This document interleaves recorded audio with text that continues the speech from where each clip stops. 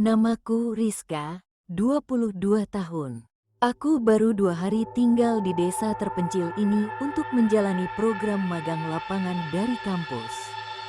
Desa ini terletak jauh dari keramaian kota, sinyal susah, dan suasananya terlalu sunyi. Tapi yang paling mencolok, ada satu rumah megah berdiri mencolok di antara gubuk-gubuk kayu penduduk. Rumah bercat putih gading dengan pagar besi tinggi, berlantai 2, dan penuh tanaman anggrek di terasnya. Hari itu aku baru saja kembali dari kantor desa ketika seseorang memanggilku dari balik pagar rumah itu. "Mbak Rizka, ya, yang dari universitas? Sini dulu, nak," tanya Bu Ayu. Aku menoleh. Seorang perempuan paruh baya berdiri di depan rumah megah itu. Ia mengenakan kebaya merah muda. Rambutnya panjang tergerai. Wajahnya cantik sekali, tapi dingin. Tatapannya tajam dan tidak berkedip. Iya, Bu. Saya Rizka, jawabku. Saya Bu Ayu, biasa ngurus kegiatan warga sini. Malam ini mampir, ya, makan di rumah saya, biar kamu gak bosan sendirian, ujar Bu Ayu. Aku sedikit terkejut, tapi aku mengangguk. Dia tampak ramah, walau cara bicaranya agak lambat dan datar. Kenapa ya perasaanku gak enak? Tapi, dia tampaknya orang penting di desa ini. Ya udah deh, gumamku. Malamnya, langit desa gelap sekali. Tak ada lampu jalan, hanya cahaya bulan yang redup menembus kabut. Aku berjalan pelan menuju rumah Bu Ayu sambil memegang senter kecil. Begitu sampai, gerbang rumah sudah terbuka. Tapi rumah itu sepi. Tidak ada suara televisi, tidak ada suara orang, hanya detak jam tua dari ruang tamu. "Masuk aja, please." "Pintu nggak dikunci," ujar Bu Ayu dari dalam rumah. Aku membuka pintu perlahan. Ruang tamunya luas, ornamen klasik di mana-mana, tapi tidak ada satupun foto keluarga. Hanya vas bunga dan patung-patung kecil aneh di pojokan. "Permisi, Bu," ucapku. Bu Ayu muncul dari dapur sambil membawa nampan berisi mangkok-mangkok kecil. "Makan malamnya sederhana aja. Ada sup, sambal terasi, sama tempe goreng. Duduk sini ya," ujar Bu Ayu saat makan. "Kamu tinggal di rumah Pak Lurah, ya?" tanya Bu Ayu. "Iya, Bu, di kamar kosong belakang. Lumayan, tapi agak sepi," jawabku. "Desa ini memang sunyi, tapi kamu akan terbiasa. Kadang, suara-suara aneh itu cuma pengaruh angin malam," ujar Bu Ayu, tersenyum tipis. "Suara aneh? Maksudnya gimana, Bu?" tanyaku. "Hehe, nanti juga tahu sendiri," jawab Bu Ayu. Aku sedikit tersedak saat mendengar itu. Tapi aku berusaha tertawa, walau hatiku mulai tak tenang. Dan saat kami makan, aku mendengar suara krik, seperti kursi diseret dari lantai atas. Perlahan, berat. "Bu, itu suara apa ya di atas?" tanyaku. "Hah, oh, itu angin. Rumah tua. Kayu-kayunya kadang bunyi sendiri," jawab Bu Ayu, menatap ke atas. Aku menatap ke arah tangga. Gelap, tak ada penerangan sama sekali. Tapi, aku yakin, tadi ada sesuatu yang bergerak. Aku merasakan hawa dingin menyusup ke tengkukku. Seketika, lampu dapur berkedip. Bu Ayu tetap diam dan tenang. Aku mulai ingin cepat-cepat pulang. Menjelang pulang, saat aku pamit pulang, Bu Ayu berdiri di depan pintu. Senyumnya tetap sama, datar dan dingin. "Kamu cantik, Riz. Sangat cantik. Hati-hati di jalan ya," ujar Bu Ayu.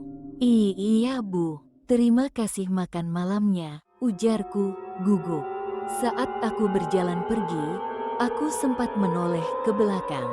Bu Ayu masih berdiri di ambang pintu.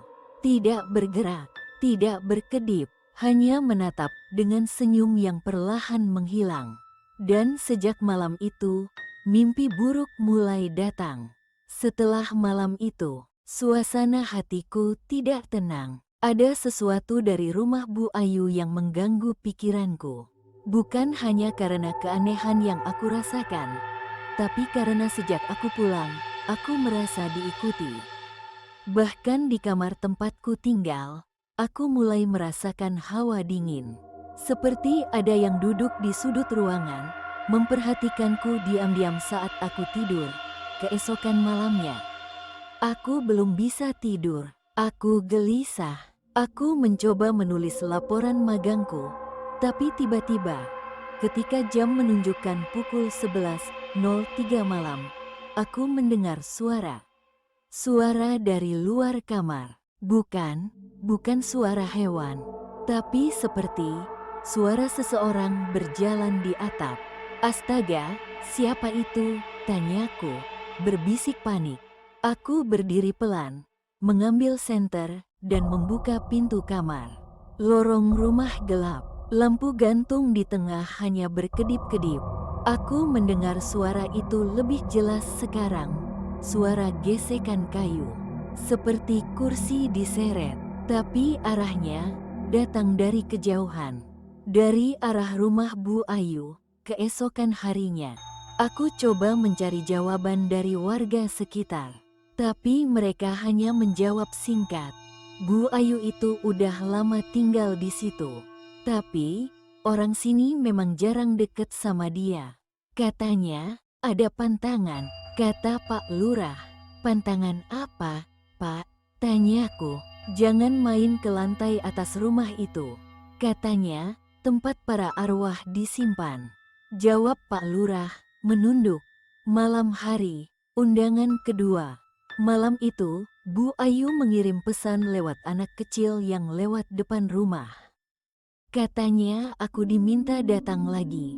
Makan malam, tanpa alasan yang jelas. Bu Ayu nitip pesan, Kak Rizka, katanya, jangan lupa makan malam di rumah saya malam ini.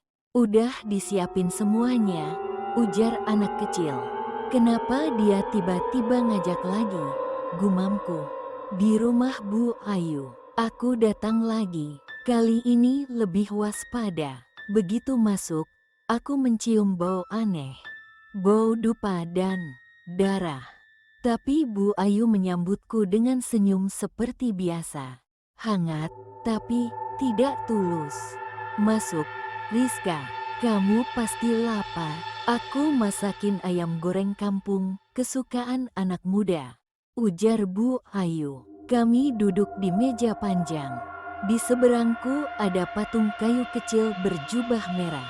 Aku menatapnya lama. Rasanya, matanya mengikuti gerakanku. Tiba-tiba, G-R-E-E-K. Suara keras dari atas kepala kami. Seperti kursi diseret, tapi kali ini disertai suara lirih perempuan menangis. Aku langsung berhenti makan. Bu, itu suara apa? Dari atas, tanyaku, panik. Sudah kubilang, rumah tua memang suka bunyi. Jangan takut, nak, jawab Bu Ayu, datar. Tapi nada suaranya berubah. Matanya tak lagi menatapku, melainkan menatap ke arah atap rumah, sambil tersenyum perlahan, seolah sedang menunggu sesuatu turun dari atas. Dan tiba-tiba, lampu di ruang makan padam. Aku berdiri dengan panik, gelap. Aku hanya bisa mendengar napasku sendiri, dan napas orang lain di belakangku. Pergi, sebelum kamu jadi seperti aku, ucap suara perempuan lirih, tak dikenal. Aku tak tahu bagaimana aku bisa pulang malam itu. Ingatanku kabur, yang kuingat hanya lampu yang mendadak padam. Suara perempuan menangis dari atas, dan bisikan di belakangku yang menyuruhku pergi. Sejak malam itu, aku yakin Bu Ayu menyembunyikan sesuatu. Hari ini aku kembali ke rumahnya. Tapi bukan untuk makan malam, melainkan untuk mencari tahu. Dia bilang rumahnya boleh dikunjungi kalau aku mau belajar sejarah desa. Siang hari. Siang ini rumah Bu Ayu terang, tapi tetap terasa dingin. Tidak ada suara burung, tidak ada angin, hening yang menusuk. Kalau kamu suka sejarah, boleh lihat-lihat ruang tamu. Di situ ada foto-foto lama keluargaku, ujar Bu Ayu, menyajikan teh. Aku mengangguk, mataku langsung tertuju pada deretan bingkai foto kuno di dinding. Semuanya hitam putih, dan semuanya menampilkan gadis-gadis muda. Usianya sekitar 20-an. Mereka semua berdiri di halaman rumah ini dengan tatapan kosong. Ada yang aneh. Wajah-wajah mereka terlalu mirip, struktur rahang, bentuk mata, senyum yang setengah tertahan seperti kembaran. Dan yang paling membuatku gemetar, salah satu foto paling bawah. Ini kok mirip banget sama aku, gumamku berbisik. Aku mendekat, kubuka bingkai kacanya pelan-pelan. Di balik foto, ada tulisan tangan dengan tinta merah. Tumbal ketujuh, cantik, berdarah bersih. Aku menutup mulutku, napasku terputus, tanganku gemetar. Saat itu juga, Bu Ayu berdiri di belakangku. Entah sejak kapan dia di situ. Cantik ya, itu adik jauhkah? Dulu sempat tinggal di sini sebentar. Tapi cepat sekali pergi, ujar Bu Ayu, datar. Bebu, saya baru ingat, saya harus balik ke kantor desa, ujarku, tertekan. Iya, tapi kamu akan kembali ke sini lagi, kan? Tanya Bu Ayu, tersenyum perlahan. Malam hari, aku pulang dalam keadaan setengah lari. Tapi malamnya, aku tak bisa tidur. Kepalaku pening. Dalam mimpi, aku melihat semua gadis di foto itu berdiri membentuk lingkaran. Mereka memanggil namaku satu persatu. Rizka, Rizka, cepatlah kembali. Waktumu hampir habis, ucap gadis-gadis bersamaan, lirih. Aku terbangun dengan teriakan. Keringat dingin membasahi tubuhku. Tapi yang membuatku benar-benar tak bisa bernafas adalah di meja kamarku ada bingkai foto yang bukan milikku. Foto aku sendiri berdiri di depan rumah Bu Ayu dengan tulisan di belakang, tumbal ke-8, lebih muda, lebih bersih, lebih sempurna. Pagi itu, aku masih mematung di tepi tempat tidur. Foto diriku sendiri, yang jelas-jelas tidak pernah aku ambil, kini terbingkai rapi di mejaku. Dengan tulisan mengerikan di baliknya, aku lapor pada Pak Lurah.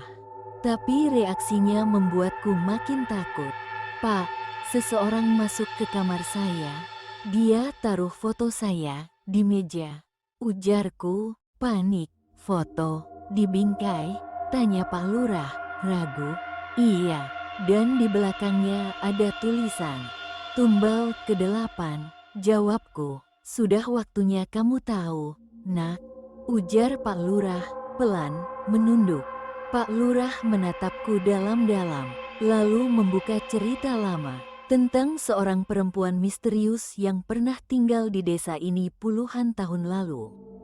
Dia muncul muda dan tetap muda, tahun demi tahun, sampai akhirnya warga mulai curiga karena setiap beberapa tahun ada perempuan muda yang hilang dan tidak pernah ditemukan lagi.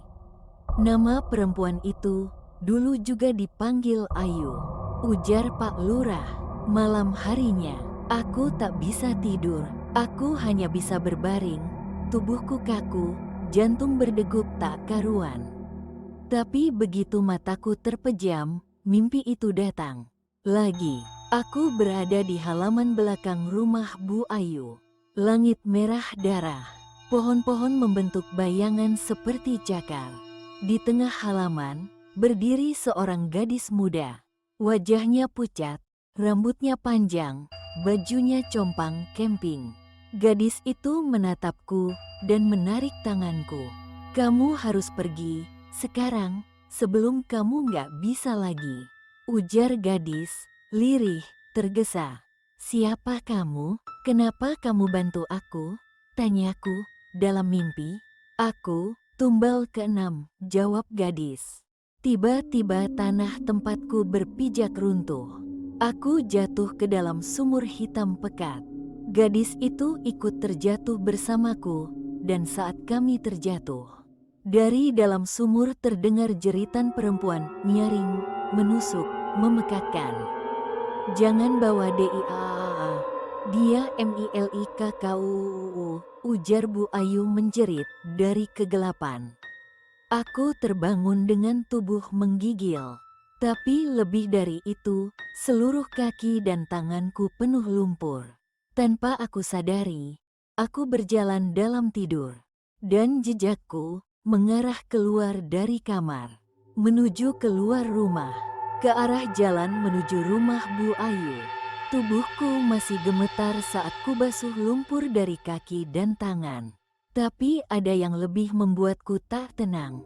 Bagaimana aku bisa berjalan sejauh itu tanpa sadar? Kenapa arah langkahku menuju rumah Bu Ayu, bukan ke tempat lain? Pagi harinya, aku kembali ke kantor desa. Dan dari sana, aku diam-diam mencari berkas lama. Arsip yang sudah berdebu, surat keterangan warga, laporan kehilangan, semuanya kusisir satu persatu. Dan aku menemukannya. Ada 7 laporan kehilangan gadis muda selama 30 tahun terakhir. Rata-rata berusia 18-24 tahun. Dan semuanya terjadi selang waktu 4-5 tahun. Tidak pernah bersamaan, tidak ada saksi, dan tidak ada yang pernah ditemukan. Semuanya memiliki satu kesamaan. Mereka terakhir kali terlihat berkunjung ke rumah Bu Ayu. 7 orang, 7 tumbal, gumamku, berbisik. Aku mencoba bertanya ke beberapa warga, tapi kebanyakan hanya diam. Beberapa bahkan menghindariku. Tapi satu orang tua, Pak Dul, akhirnya bicara saat aku mendatanginya langsung ke kebun.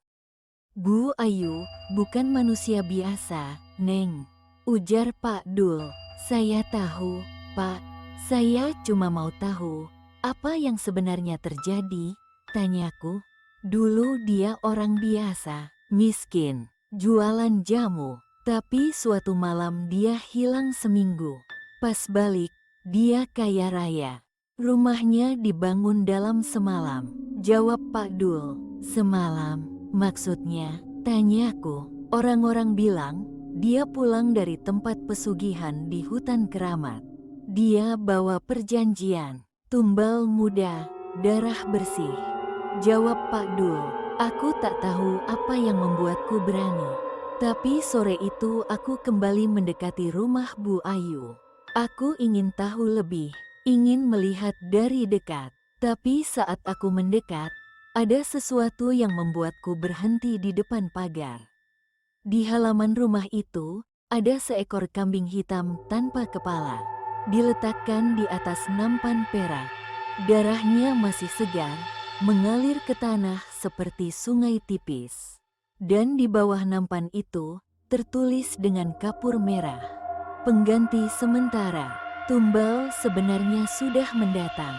Tanganku langsung dingin, lututku goyah. Aku mundur perlahan. Tapi saat aku berbalik untuk kabur, Bu Ayu sudah berdiri di belakangku. Wajahnya pucat, senyumnya lebar, terlalu lebar. "Kamu penasaran, ya? Suka sekali main ke sini." "Tidak apa-apa, kamu akan lihat semuanya nanti," ujar Bu Ayu, berbisik. Saya cuma lewat, Bu," jawabku gemetar. "Kalau begitu, lewatlah terus. Jangan berhenti, karena kalau berhenti, kamu akan tinggal," ujar Bu Ayu, tersenyum lebih lebar.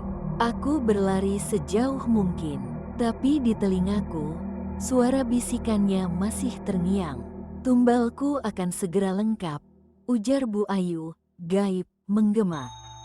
Sejak kejadian di halaman rumah Bu Ayu, aku tak bisa tidur.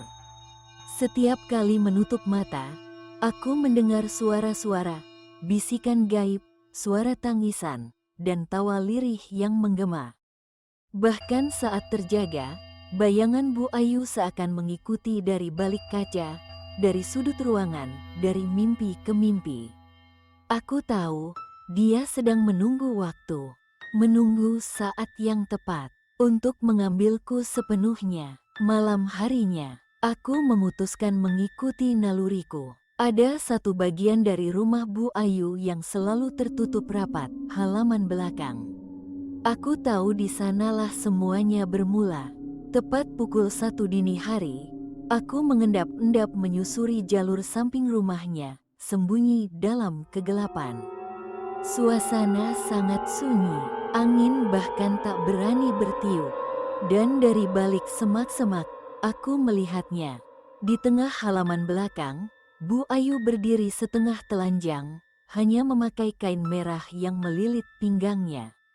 Di sekelilingnya, lilin menyala melingkari, tanah yang digali dangkal. Di dalamnya, tumpukan rambut panjang dan serpihan tulang kecil. Tangannya berlumuran darah. Di depan wajahnya, ada sebuah topeng hitam, seperti wajah iblis, dengan gigi panjang dan tanduk melengkung. Ia mulai membaca sesuatu, bahasa yang tak ku mengerti. Nadanya dalam dan bergema, seolah bukan suara manusia lagi. "Darah muda, roh bersih, aku serahkan untuk kekayaan tak habis. Terima tumbalku, genapi janji," ucap Bu Ayu, melantun. Tiba-tiba angin kencang berhembus. Api lilin menari liar, dan dari tengah lingkaran, muncul sosok hitam besar, bertanduk, bermata merah menyala, merangkak dari dalam tanah yang terbuka seperti rahim. "Mana tumbal barumu, Ayu?" "Aku menunggu tubuh segar dan darah manis," tanya sosok gaib, parau. "Sudah datang, Tuan, dia sudah dekat. Sangat dekat, aku sudah menandainya," jawab Bu Ayu, menunduk. Tanganku menutup mulut, napasku tercekat, dan tanpa sengaja, kakiku menginjak ranting. Krak, mereka menoleh. Sosok hitam itu menatap lurus ke arahku, dan Bu Ayu tersenyum padaku, seolah dia tahu dari awal bahwa aku ada di sana. "Akhirnya kamu datang sendiri, anak manis," ucap Bu Ayu, pelan, menyeramkan. Aku lari secepat mungkin, tapi udara seperti menjadi berat. Langkah kakiku berat, seperti ada tangan tak kasat mata yang berusaha menarikku kembali. Sampai akhirnya aku berhasil keluar dari halaman itu, dan pingsan di pinggir jalan desa. Pagi harinya aku terbangun di pos ronda, dibangunkan oleh Pak Lurah dan warga. Tapi aku tak bisa berkata apa-apa. Suaraku hilang. Namun satu hal yang tidak bisa kututupi, tubuhku bau dupa dan darah kambing. Dan di punggung bajuku, tertempel potongan kertas merah, bertuliskan huruf Jawa kuno, yang berarti, "Milik." Aku tidak bisa berbicara selama 2 hari. Suaraku hilang seperti dibungkam kekuatan tak kasat mata. Setiap kali ingin bicara, tenggorokanku terasa dicekik. Tapi warga desa tak bisa membantu. Mereka takut, mereka tahu aku sudah ditandai. Namun, satu-satunya hal yang membuatku tetap hidup adalah tekad untuk mengungkap semuanya. Aku tidak mau jadi tumbal ke-8. Aku harus mencari bukti nyata. Dan itu berarti, aku harus masuk ke rumah Bu Ayu. Sendirian, malam harinya, aku menyelinap di tengah malam. Rumah Bu Ayu sepi. Gerbangnya terbuka sedikit, seperti sudah menungguku. Dengan hati-hati aku masuk, lampu rumah padam. Tapi lorong-lorongnya terang oleh cahaya bulan yang masuk dari kaca tinggi. Suasana seperti dalam mimpi buruk. Hening, tua, dingin. Mataku langsung tertuju pada pintu kayu tua di ujung lorong atas. Pintu itu selalu tertutup rapat. Bahkan saat aku datang sebagai tamu, Bu Ayu tak pernah membiarkanku mendekat ke sana. Pintunya terkunci, tapi anehnya, malam ini tidak. Begitu kubuka, bau menyengat langsung menusuk. Campuran dupa terbakar, tanah basah, dan darah. Ruangan itu penuh sesak dengan benda-benda gaib. Boneka dari jerami dan rambut manusia. Botol kaca berisi cairan merah pekat. Cermin retak dengan coretan huruf merah. Dan yang paling mengerikan, rak besar berisi foto-foto. Semua perempuan muda. Wajah mereka ketakutan, kusut, kusam. Ada 7 bingkai besar dan 1 bingkai kosong. Dengan namaku tertulis di bawahnya. Tumbal ke-8 Rizka. Jantungku nyaris berhenti. Tangan gemetar saat aku membuka laci kayu besar di bawah meja altar. Di dalamnya ada tumpukan rambut manusia, hitam panjang, masih basah. Dan di bawah rambut itu, sebuah buku usang dengan sampul kulit. Kubuka halaman pertamanya. Perjanjian pesugihan arwah Ayu. Syarat, 1 tumbal muda setiap 5 tahun. Bila gagal, tubuh sendiri menjadi gantinya. Suara mendadak dari belakang. Kamu memang penasaran, dan sekarang kamu tahu segalanya. Ufap Bu Ayu, pelan, lirih. Aku membeku. Bu Ayu berdiri di ambang pintu. Rambutnya berantakan, matanya merah menyala. Tubuhnya tidak lagi terlihat manusia. Kulitnya mulai pecah-pecah seperti tanah kering, dan ada asap tipis mengepul dari punggungnya. Aku nggak mau jadi tumbalmu. Ujarku, berusaha bicara, tercekat. Bukan kamu yang memilih, tapi mereka menyukaimu, mereka lapar. Jawab Bu Ayu, menyeringai. Lalu terdengar suara-suara dari balik dinding kamar. Suara rintihan, suara jeritan tertahan, suara orang mengetuk dinding dari dalam. Dinding kamar itu bernapas, bergerak. Seperti menyimpan tubuh-tubuh yang masih hidup di dalamnya. Aku tak sanggup menahan tangis. Aku harus kabur, sekarang atau tidak sama sekali. Kulempar botol minyak yang ada di altar ke lantai. Kaca pecah, cairan menyebar. Kukuatkan kaki berlari keluar kamar, menuruni tangga, mendobrak pintu rumah. Dan di luar sana, kabut tebal telah menutup seluruh desa. Seolah dunia luar menolak kepergianku.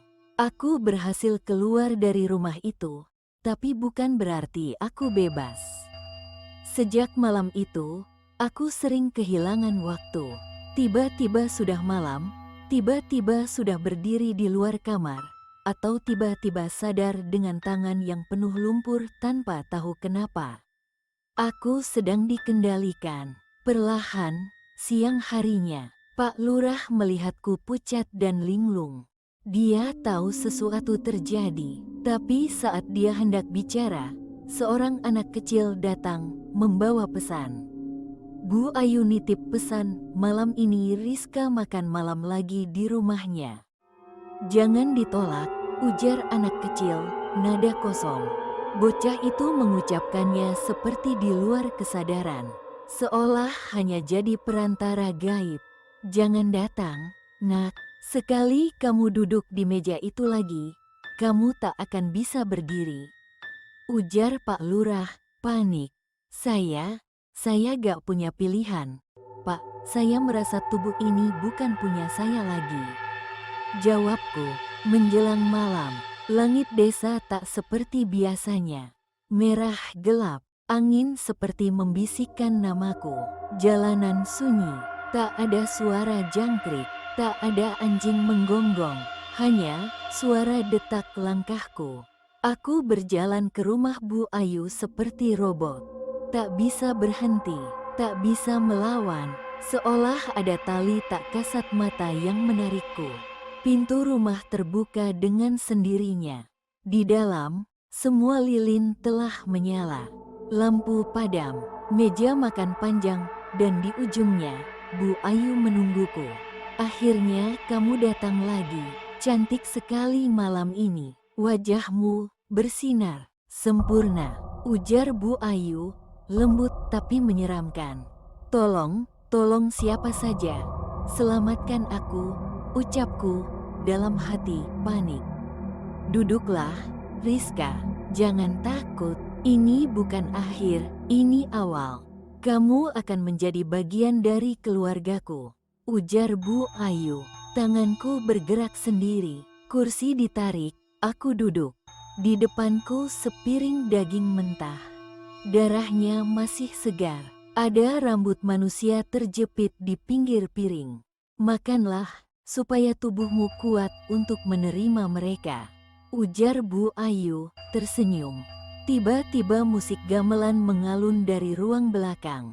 Perlahan pintu kamar belakang terbuka sendiri, dan asap putih keluar. Dari dalam asap, bayangan perempuan-perempuan muda muncul satu persatu. Mereka mengenakan kebaya putih, wajah pucat, mata kosong, berdiri melingkar di belakangku. 7 sosok, 7 tumbal. Kami tidak bisa pergi, kecuali kamu menggantikan, ucap sosok ke-6, lirih. Aku ingin berteriak, tapi tak bisa. Tenggorokanku terkunci, mataku panas, tubuhku mulai terasa ringan, jiwaku seperti ditarik. Dan Bu Ayu berdiri, wajahnya berubah, matanya hitam sepenuhnya, dan kulitnya mulai mengelupas. Kau milikku, aku memilihmu, kau tumbalku ke-8, ujar Bu Ayu. Parau, 2 suara. Lampu-lampu lilin tiba-tiba padam. Rumah itu bergetar, piring pecah, cermin-cermin retak. Para sosok tumbal berteriak serentak. Dan tubuhku mulai melayang, bersambung ke part berikutnya. Terima kasih kepada teman-teman semua yang sudah menonton dan menyimak juga mendengarkan cerita ini. Wabillahi taufiq wal hidayah. Wassalamualaikum warahmatullahi wabarakatuh.